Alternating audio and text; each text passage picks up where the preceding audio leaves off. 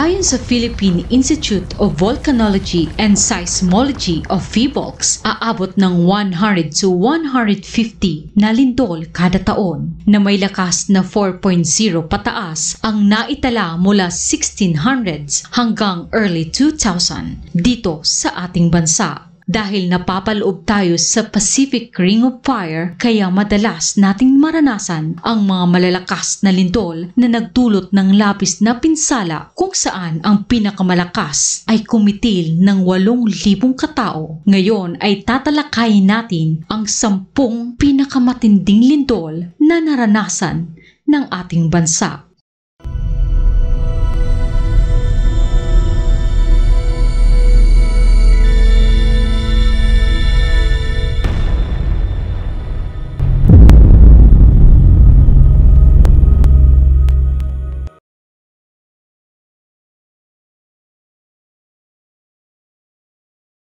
Bago tayo magsimula, kung hindi mo pa napapanood ang video natin tungkol sa 10 pinakamalakas at mapaminsalang lindol sa buong mundo, ay nasa description ang link.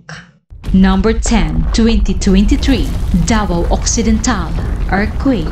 November 17, 2023, isang lindol ang tumama sa Sarangani sa Davao Occidental mga bandang 4:40 ng hapon na may lakas na 6.8 magnitude. Ang epicenter ng lindol ay matatagpuan 76 na kilometro sa timog silangan ng Sarangani sa Davao Occidental. Ayon sa PHIVOLCS, ang lindol ay may lalim na aabot sa 63 kilometro, hindi bababa sa 9 na tao ang namatay. 3 mula sa General Santos, 4 sa Glan Sarangani at tig-1 sa Jose Abad Santos at Malapatan Sarangani. May karagdagang 776 na katao ang dinala sa ospital, 450 dahil sa pagkabahala o sa sobrang takot, 326 naman para sa mga bahagyang nasugatan.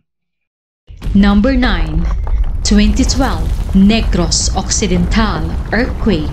Ang lindol sa Negros noong February 6, 2012 ay may magnitude na 6.9 ang yumanig sa isla ng Negros, Cebu at mga kalapit na isla sa Western Visayas Region bandang 11:49 ng umaga. Ang lindol ay nagdulot ng paggalaw ng thrust fault na may epicenter sa Tayasan, Negros Occidental. Isang intensity 8 ang naramdaman sa Tayasan, Valle Hermoso, Himalalud, Libertad at Gihulngan, Negros Oriental, at sa sobrang lakas naramdaman ito hanggang sa Mindanao, sa mga lalawigan ng Misamis at Lanao, pati na rin sa Iligan. Ang tinatayang kabuoang pinsala sa infrastruktura ay umabot sa 383 million pesos, umabot sa 51 ang namatay at 112 ang nasugatan, habang 62 ang nawawala mula sa landslide sa Solongon, La Libertad at Planas.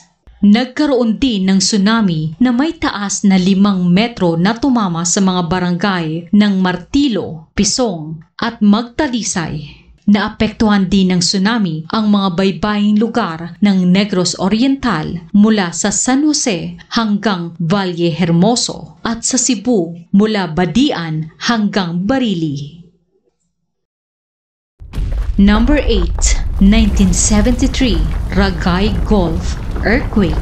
Ang lindol sa Ragay Gulf noong 1973 ay nangyari mga bandang 4:30 ng hapon, may lakas na 7.4 magnitude at umabot sa maximum intensity number 9. Ang PHIVOLCS ay itinakda ang maximum intensity sa number 8. Ito ang ikinamatay ng 14 na katao, nagdulot ng pagkasugat ng 100 iba pa, at itinatayang umabot sa mahigit 100 milyong piso ang salang itinulot. Ang bayan na pinakamatinding tinamaan ng lindol ay ang Calawag, Quezon, kung saan 78 bahay ang lubos na nasira at halos 300 pa ang bahagyang nasira. Sa baryo ng Sumulong, sa parehong bayan, 77% ng mga gusali ng paaralan ang nasira. Karamihan sa mga bahay at gusaling nasira ay matatagpuan sa tabing dagat sa hilagang bahagi ng bayan. Number 7, 1990, Panay Earthquake. Noong ika-14 ng Hunyo 1990, isang lindol na may sukat na 7.1 magnitude ang tumama sa isla ng Panay. Mga bandang 3:41 ng hapon na ikinamatay ng 8 katao at 41 katao ang sugatan. Matatagpuan ang epicenter malapit sa Kulasi, Antique. Ang lalim ay tinatayang 15 kilometro. Ito ay dulot ng paggalaw ng fault sa collisional zone sa kanlurang bahagi ng Panay. Number 6, 1994, Mindoro Earthquake.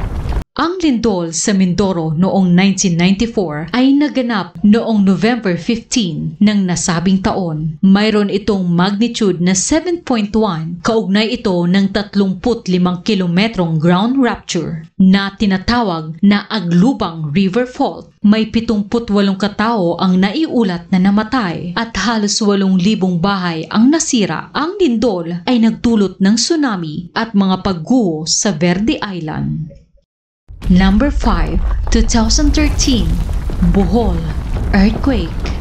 Ang lindol sa Bohol noong 2013 ay naganap noong October 15, mga bandang alas 8 ng umaga. Ang lakas ng lindol ay naitala sa magnitude 7.2 na may epicenter na 6 na kilometro sa timog kanluran ng Sagbayan at ang lalim ng sentro ay umabot ng 12 kilometro. Ito ay nagdulot ng pinsala sa buong rehiyon sa gitnang Visayas, lalo na sa Bohol at Cebu. Ang lindol ay naramdaman sa buong Visayas at hanggang sa isla ng Masbate at mga probinsya ng Cotabato sa timog bahagi ng Mindanao. Base sa opisyal na ulat ng NDRRMC, may 222 na naiulat na namatay, 8 ang nawawala at halos 1,000 ang taong nasugatan. Sa kabuuan, mahigit sa 7,000 istruktura ang nasira kung saan mahigit 15,000 dito ang lubos na nawasak. Hindi pa lubos na nakakabangon ang lugar. Pagkaraan ng 3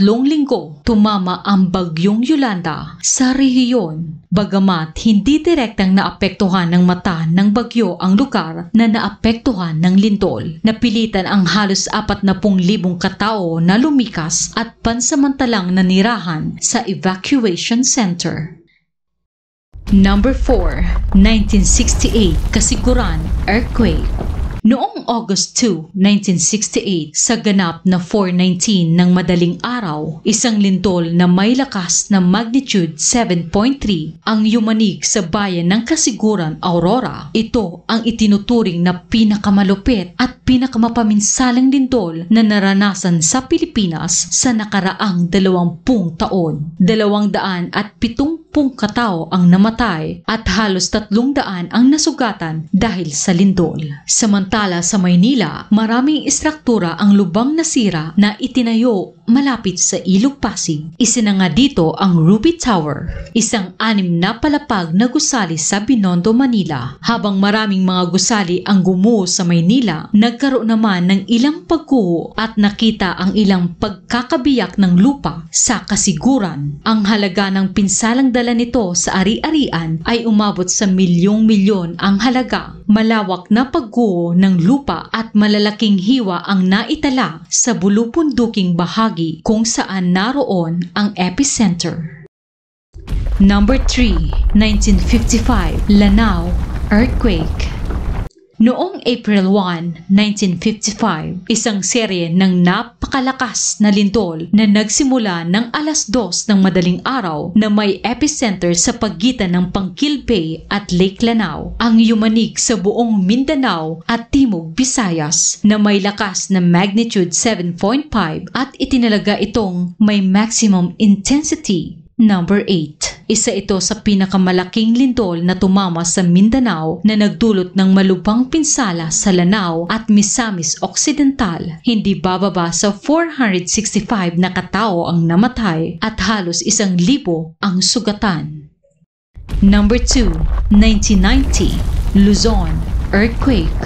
Noong ika-16 ng Hunyo 1990, niyanig ng napakalakas na lindol ang Luzon. Bandang alas 4 ng hapon, may tinatayang lakas na 7.7 magnitude at nagdulot ng 125 kilometers na pagkasira ng lupa mula sa Dingalan, Aurora hanggang Cayapa, Nueva Vizcaya. Ang pangyayari ay bunga ng mga paggalaw na strike slip sa Philippine Fault at sa Dikdik Fault sa loob ng Philippine Fault System. Ang epicenter ng lindol ay malapit sa bayan ng Rizal, Nueva Ecija. Tinatayang aabot sa 2,000 katao ang nasawi. Karamihan sa kanila ay mula sa Central Luzon at sa rehiyon ng Cordillera. Ang lindol ay nagdulot ng pinsala na may lawak na halos 20,000 square kilometers mula sa mga bundok ng Cordillera Administrative Region patungo sa rehiyon ng Central Luzon. Malakas na naramdaman sa Metropolitan Manila ang lindol kung saan maraming gusali ang nasira. Naramdaman din ang lindol sa Calabarzon, Mimaropa, Aurora ng Central Luzon at sa Bicol Region. Number 1. 1976 Moro Gulf Earthquake. Ilang minuto matapos ang hating gabi ng ika-17 ng Agosto 1976, isang malupit at mapaminsalang lindol ang naganap sa isla ng Mindanao na may lakas na 8.0 magnitude at may lalim na 20 kilometro na lumika ng isang tsunami na sumira sa mahigit 700 kilometro ng baybayin na nakapaligid sa Moro Gulf sa hilagang dagat Celebes. Ang pangyayaring ito sa dagat ay sanhi ng Cotabato Trench, isang hindi gaanong kilalang sistema ng trench ng Pilipinas. Ang pinakamalakas na lindol ay nagdulot ng mapaminsalang tsunami sa Mindanao sa nakaraang 2 dekada.